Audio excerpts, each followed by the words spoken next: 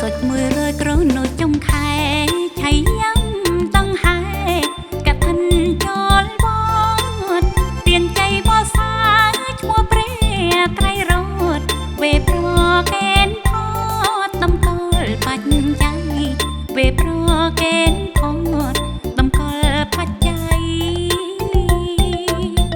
កឋិនអ្នកទានមានកាលកំណត់ព្រះពុទ្ធសន្មន្ត29ថ្ងៃចំណកដឹក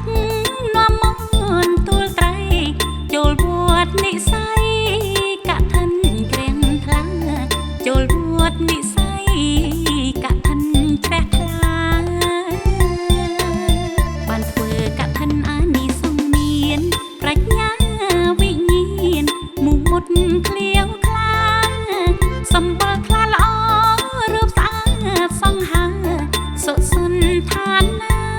មានត្រង់ទ្រាយល្អសុសន្តានាមានត្រង់ទ្រាយល្អបានទៅសោយសុខក្នុងទេវឋានយូរឆ្នាំណាបានចាក់ឋានបន្តអស់បុណ្យចកទិញយ៉ាងមិនក្រីក្រ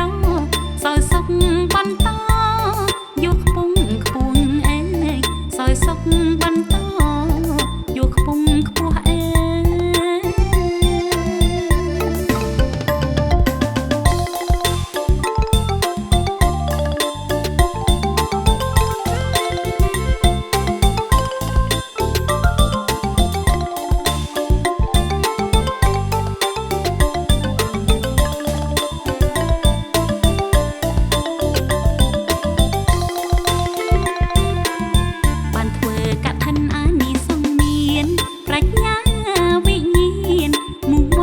ក្លៀវក្លា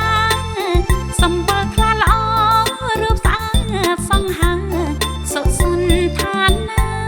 មានត្រង់ទ្រាយល្អសុសន្តានាមានត្រង់